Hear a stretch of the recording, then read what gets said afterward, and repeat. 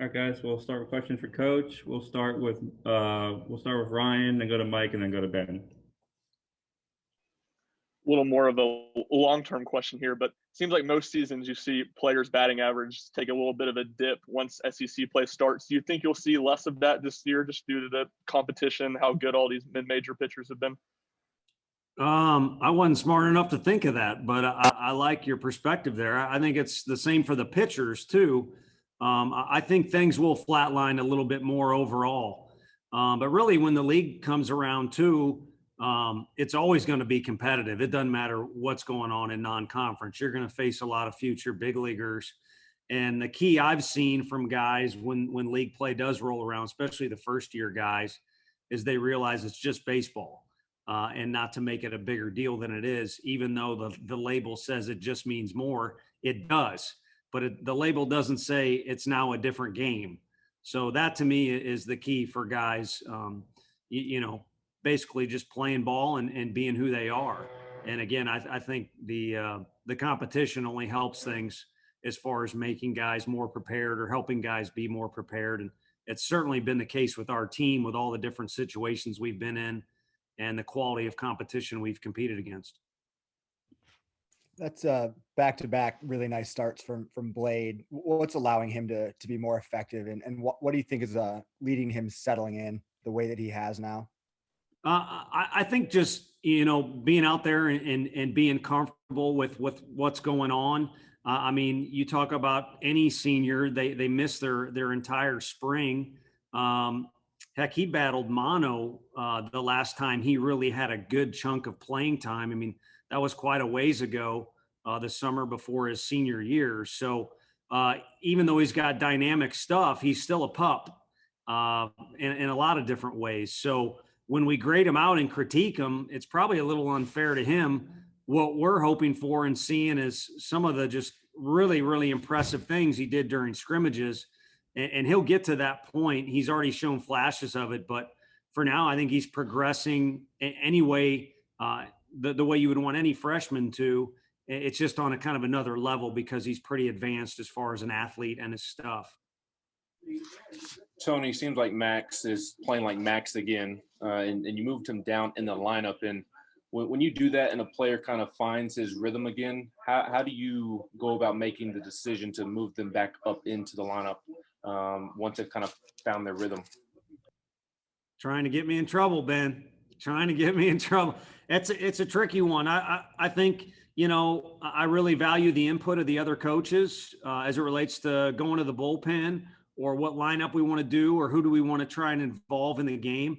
But ultimately, you got to make the final decision. And sometimes, to be honest with you, you just go with your gut. And for now, it was obviously relieve a little pressure off him and Pav, and they're clearly starting to play baseball the way they are. I like the phrase you use, just Max being Max. We don't need him to be more than that or less than that.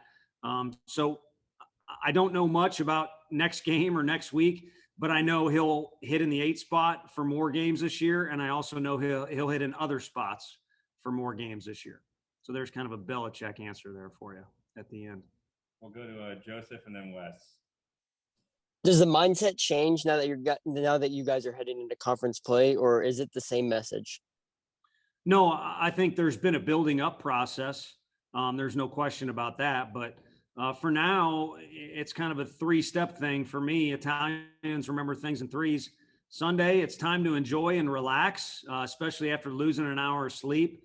Monday is recover and take care of academics and whatever you got to do to prepare to play Tuesday. And then Tuesday is East Tennessee State comes over to our field and plays. And then we'll worry about conference after that. But I to be fair, I will fall back on my other answer. It's another weekend of baseball. And heck, in these times, anytime we're on the field and the umpire says play ball, it's a great thing. When it's conference play for every conference across the country, it'll be a great thing as well, because that's kind of where we got stopped last year. Tony, in a sport like baseball where you've got kind of a long, grueling season and, it can kind of get into the doldrums a little bit, how much value is there in a guy like Gilbert and the juice that he brings on a daily basis? Yeah, it's scary, to be honest with you. You don't know what you're always going to get. And he's definitely going to be energetic.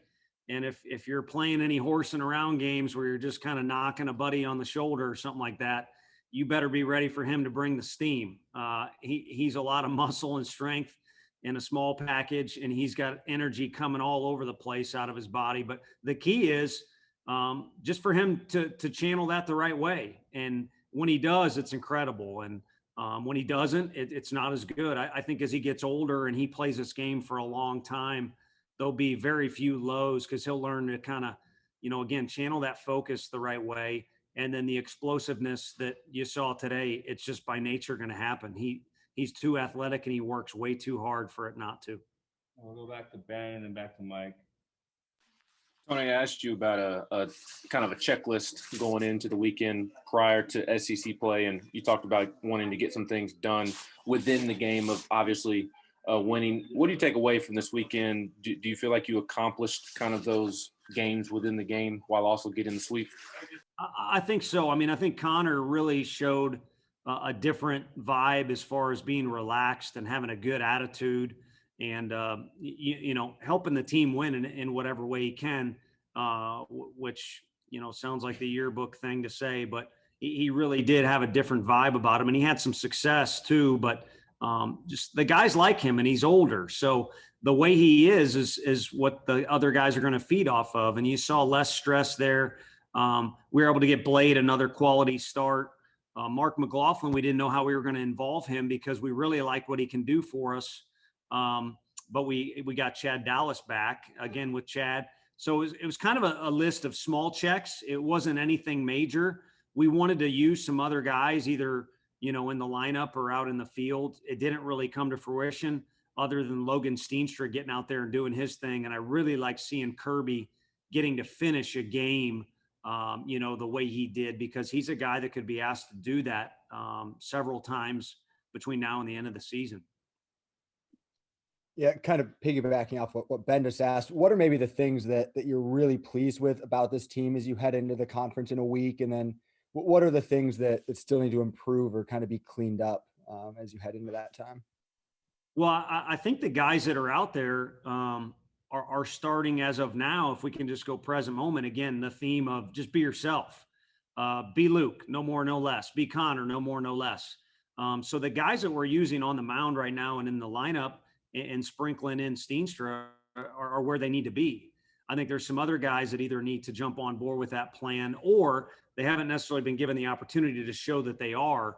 So really it's up to us to develop some additional players in the lineup and out of the bullpen, I think is the big thing. But overall, with where they're at, I think they're finally starting to be 2021 Tennessee Vols baseball team, and kind of finding their personality and their team image. And, we can come up with some hashtag or team image, or, I could go get a marker and a poster board and post something in the locker room, but that stuff's nothing but crap unless you live it out there. And they're kind of coming up with their own style of doing some things, and it's been fun to watch. And it's still relatively early in the year, so I'm looking forward to seeing how that progresses. And we'll take two more for Coach. We'll go to Josh and then finish with Ryan.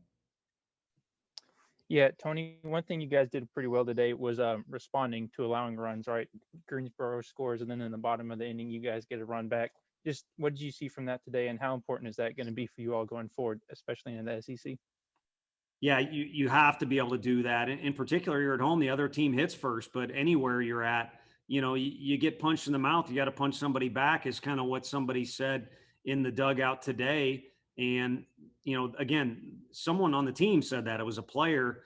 As coaches, we want our guys to compete at all times, regardless of what the score is. We don't put extra value on this or that.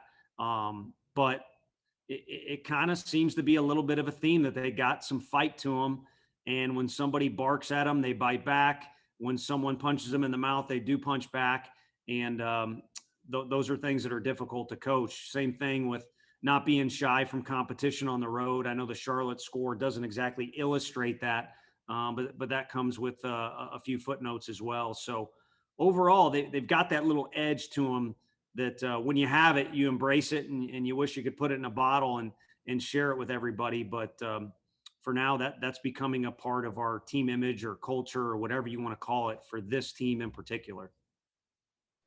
I imagine it'll be a little bit week to week, but what do you expect the split of playing time between Connor and Jackson to be going forward in SEC play? Jackson actually kind of had a little bit of an issue with his leg today. I don't have the specifics, but I don't know that he would have been able to go if we would have wanted to pinch run for Pav or do something like that. But it's kind of picking up where we left off last year with Pav and Landon. I mean, Pav has asserted himself, as you saw him throw a few guys out this weekend, is our guy who's a team leader, and call him number one if you want for now. But Jackson Greer is a competitive dude and loves being on the field. So it's kind of 1A and 1B. And for now, we plan to split things close to 50-50. But as you said, there's a lot of season left, and we'll play it the old one game at a time. Thanks, Coach. Thank you, guys.